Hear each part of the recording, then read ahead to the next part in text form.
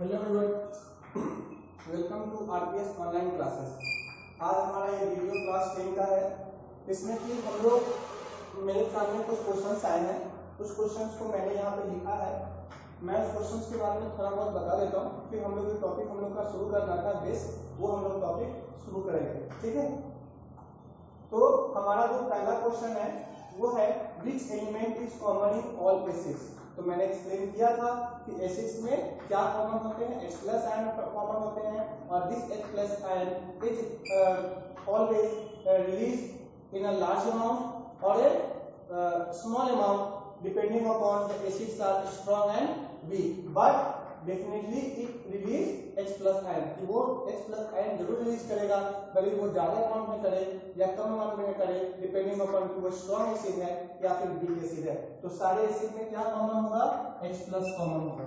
जैसे कि सपोज कीजिए अगर हमारे पास HCl है, तो अगर मैं HCl को अगर मैं डिसोसिएट कराऊं वाटर में, तो H प्लस और Cl माइनस रिलीज होगा। अगर मैं एक वीक एसिड को रिलीज कराऊं तो वो CH3COO minus plus H plus release होगा। तो अब देखिए ये हमारे पास दो एसिड है, तो आपको पता है कि ये एसिड जो हमारा वीक एसिड है, ये एसिड है जो हमारा स्ट्रॉन्ग एसिड है। तो यहाँ पे जो H प्लस आयन की कंसंट्रेशन होगी और यहाँ पे जो H प्लस आयन की कंसंट्रेशन होगी वो कम होगी। हम कैसे पता करेंगे कि ये स्ट्रॉन्ग एसिड है, ये वीक एसिड है? तो by the help of pH। मैं बताऊंगा अभी आगे कि strength of acid or base is determined by the scale. This scale is known as pH scale. तो इस pH scale पे जब हम सॉल्यूशन को रखते हैं तो हमारा अगर pH का स्केल अगर टुवर्ड्स 0 अगर आता है तो उसे कहते हैं स्ट्रॉन्ग एसिड, और टुवर्ड्स अगर 7 की तरफ मूव करता है तो उसे कहते हैं वीक एसिड। तो ये चीज हम लोग वहां से पता करते हैं और इसे पता कर सकते हैं कि अगर हम अमाउंट कुछ भी अमाउंट अगर हम लेते हैं तो वहां पे हम लोग pH इक्वल टू निकालते हैं minus log H plus concentration. तो यहाँ पे आप देखोगे कि जो हमारा अगर pH हमें पता है तो H प्लस कंसंट्रेशन कितनी होगी हम लोग वहां से निकालते हैं। तो हम देखेंगे कि अगर हमारे पास pH अगर 6 है तब हमारा H प्लस कंसंट्रेशन क्या आता है, pH अगर 4 है तब हमारा H प्लस कंसंट्रेशन क्या आता है, pH अगर 1 है तो हमारा H प्लस कंसंट्रेशन क्या आता है। तो वहां पे आप देखोगे कि depending upon the pH how the concentration of H plus ion varies in a given solution. ठीक है, तो ये फार्मूला को ध्यान रखिएगा। और pH स्केल से हम लोग स्ट्रेंथ पता करते हैं कि एसिड कितना ज्यादा स्ट्रॉन्ग या कितना ज्यादा वीक है। ये चीजें मैं आगे भी एक्सप्लेन करूंगा। अभी के लिए सेशन में देखना था कि एसिड्स में क्या कॉमन होते हैं, तो मैंने दो एग्जांपल लिए, स्ट्रॉन्ग और वीक, और मैंने बताया कि दोनों में H प्लस आयन क्या है, कॉमन है। ठीक है, तो ये चीज आप ध्यान रखिएगा। तो इसका आंसर होगा H प्लस आयन। ठीक है, नेक्स्ट हमारा क्वेश्चन है, नेक्स्ट हमारा क्वेश्चन है कि compound such as alcohol and glucose also contain hydrogen but not categorised as acid. Explain. तो मैंने कहा था कि वही कंपाउंड एसिड है जो compound H plus ion release करता है, उसके पास हाइड्रोजन है कि नहीं है उससे मतलब नहीं है। हमें क्या मतलब है कि जो अगर H प्लस आयन रिलीज करेगा वही हमारा एसिड होगा। तो ग्लूकोज और अल्कोहल जो है उसे कंपाउंड में हाइड्रोजन होने के बावजूद भी वो H प्लस आयन रिलीज नहीं करता।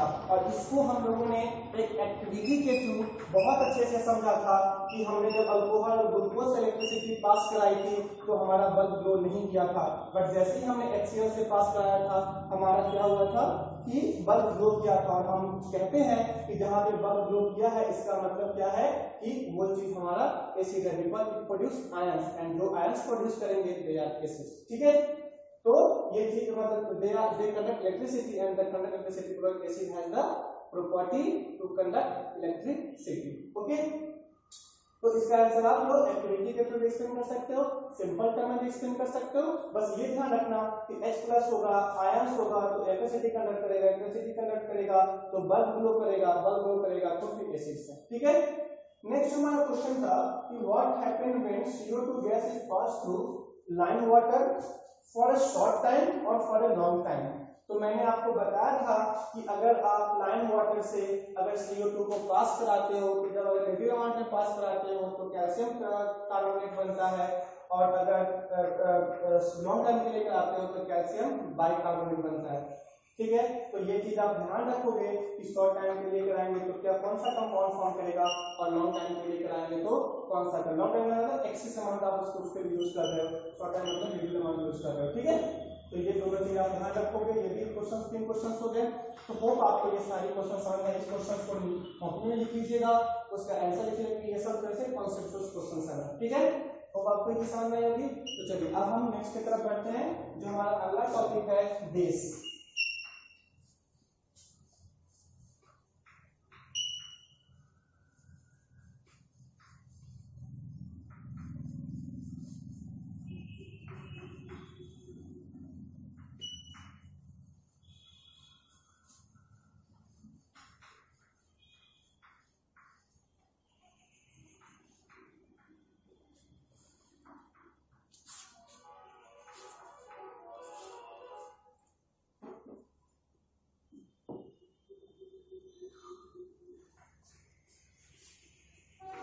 तो जिस तरीके से हमने एसिड में देखा था कि एसिड्स क्या होते हैं, एसिड्स वो कंपाउंड होते हैं जो कंपाउंड H+ आयन रिलीज करते हैं वाटर में या एक्वस सॉल्यूशन में। ठीक है, तो यहाँ पे हम लोग देखेंगे क्या कि बेसेस हम उन कंपाउंड को कहते हैं जो कि OH- रिलीज करते हैं। ठीक है, क्या रिलीज करते हैं, OH- आयन रिलीज करते हैं। कुछ कंपाउंड को हम क्या कहेंगे, बेस कहेंगे। जैसे कि वहां पे हमने देखा था कि एसिड कैसा टेस्ट का होता है, सावर टेस्ट। तो बेसिस क्या होंगे, ऑल बेसिस आर, बेसिस के टेस्ट कैसे होंगे, तो bases are bitter in taste. ठीक है, बेसिस का टेस्ट, एसिड का टेस्ट अगर सावर होता है तो बेस का टेस्ट कैसा होगा, बीटर। ठीक है,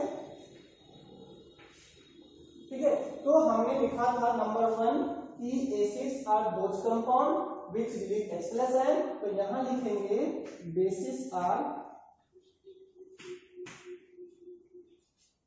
those compound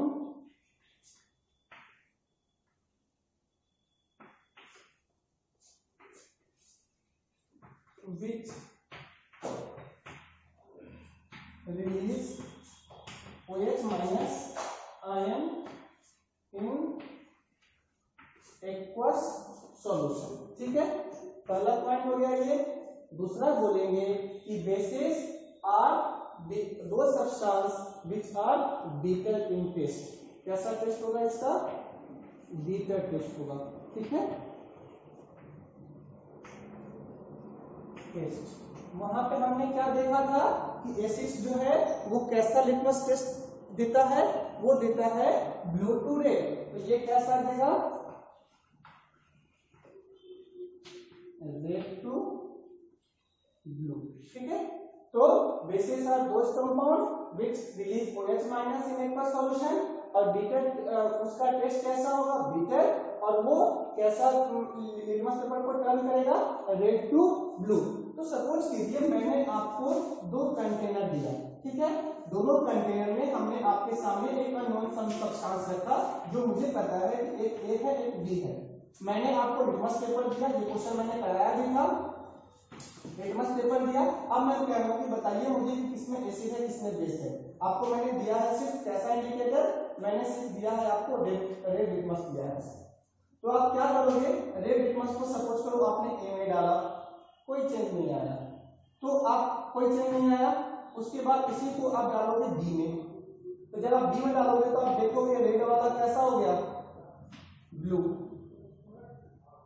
red turn blue. तो जो ब्लू हो गया उसको फिर आप इसमें डालो, तो देखोगे जैसे ब्लू लिटमस को आप यहां डालते हो ये फिर से क्या हो जा रहा, रेड हो जा रहा। तो ये सब्सटेंस एसिड और ये सब्सटेंस बेस। आई बात समझ में। तो जो हमारा ब्लू लिटमस को रेड करेगा एसिड, और जो हमारा रेड लिटमस को ब्लू करेगा वो बेस। ठीक है, तो ये हो गया बेसिस हो गए, बीटर टेस्ट हो गए। ये तो आप ये 3 पॉइंट्स हैं, आप इन तीनों पॉइंट्स को क्या करोगे, ध्यान रखोगे, बेस में ये चीज जो भी होता है। ठीक है,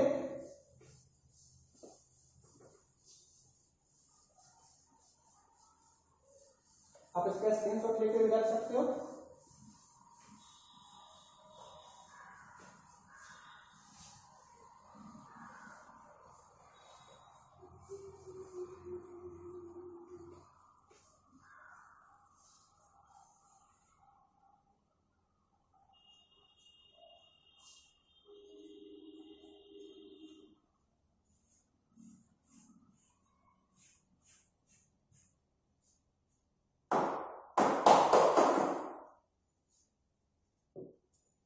नेक्स्ट जो हमारा है कि अगर हम किसी भी बेस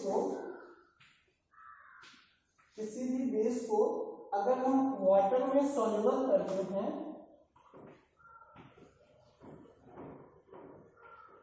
कोई भी बेस को अगर हम वाटर में सॉल्युबल करते हैं तो उसे हम कहते हैं वाटर सॉल्युबल बेस। और वाटर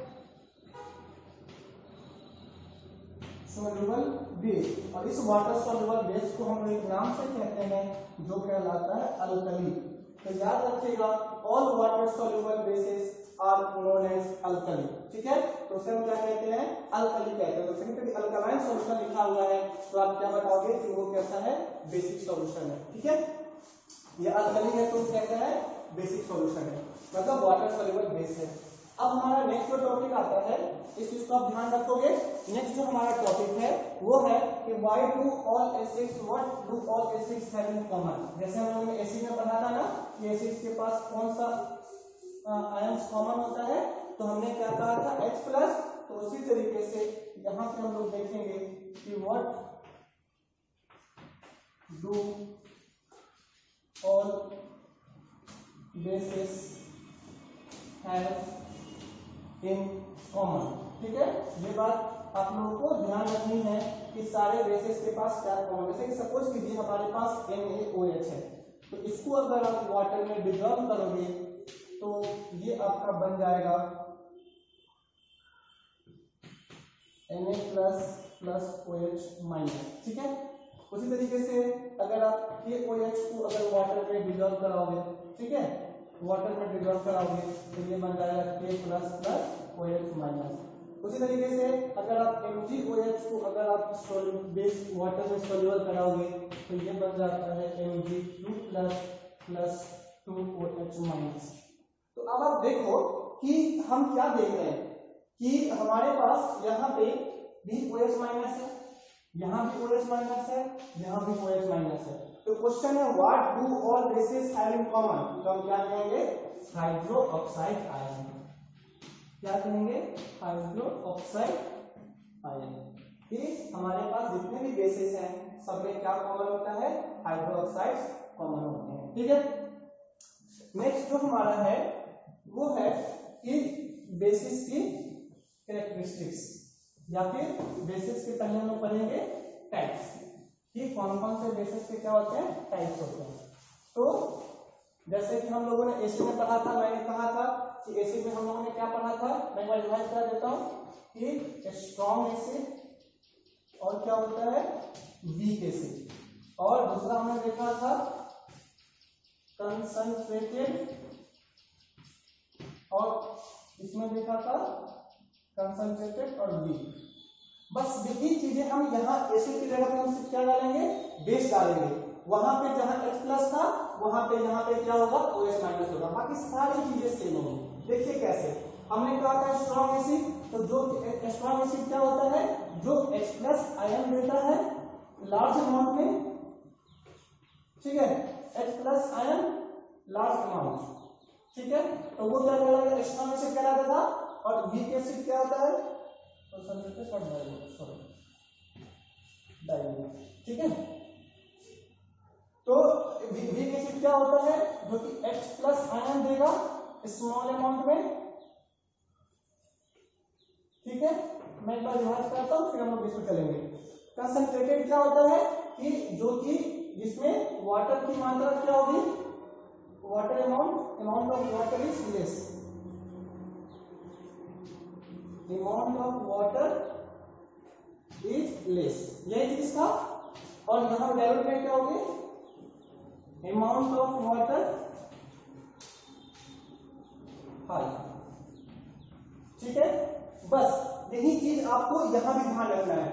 तो कंसंट्रेटेड डायरेक्ट बिल्कुल यही होगा कि जहां पे बेसिक सॉल्यूशन में अगर अमाउंट ऑफ वाटर किसी बेस में अमाउंट ऑफ वाटर कम होगी तो कंसंट्रेटेड, और अमाउंट ऑफ वाटर अगर हाई होगी तो डाइल्यूट। स्ट्रॉन्ग एसिड की जगह पे सिर्फ हम क्या करेंगे कि जहां हमारा H+ आयन है तो इस एसिड को पहले हम कर देते हैं बेस। ठीक है, क्या कर दिया, बेस। तो इसमें यहाँ पे H+ आयन है, तो यहाँ पे हम क्या कर देंगे, OH- आयन। तो OH- आयन अगर लार्ज अमाउंट में होगा तो स्ट्रॉन्ग, और OH- अगर वीक अमाउंट में होगा तो हम क्या कहेंगे, स्मॉल अमाउंट में होगा तो हम क्या कहेंगे, वीक। अगर मैं एग्जांपल देखूं स्ट्रॉन्ग एसिड का तो NaOH या फिर POH, ये सब क्या हो जाएंगे, स्ट्रॉन्ग हो जाएंगे। अगर मैं वीक की बात करूंगा तो NH4OH, ये क्या हो जाएगा, वीक हो जाएगा। अमोनियम हाइड्रोक्साइड कैसा बेस है, वीक बेस है, ठीक है। तो आप इसे ध्यान रखोगे, ये इंपॉर्टेंट है, ये चीजें आपको एसिड्स और बेस दोनों में जरूरत पड़ेगी। तो ये दोनों टॉपिक को आप लोग ध्यान रखोगे। और नेक्स्ट जो हमारा टॉपिक है, जो हम लोग नेक्स्ट वीडियो में पढ़ेंगे, वो है हमारा केमिकल प्रॉपर्टीज, ठीक है। तो एक चीज याद रखिएगा कि जो भी क्वेश्चंस मैं आपको करा रहा हूँ, जो भी क्वेश्चंस मैं दे रहा हूँ, प्लीज एक बार उस क्वेश्चन के थ्रू जरूर जाइएगा और उस क्वेश्चन को जरूर सॉल्व कीजिएगा।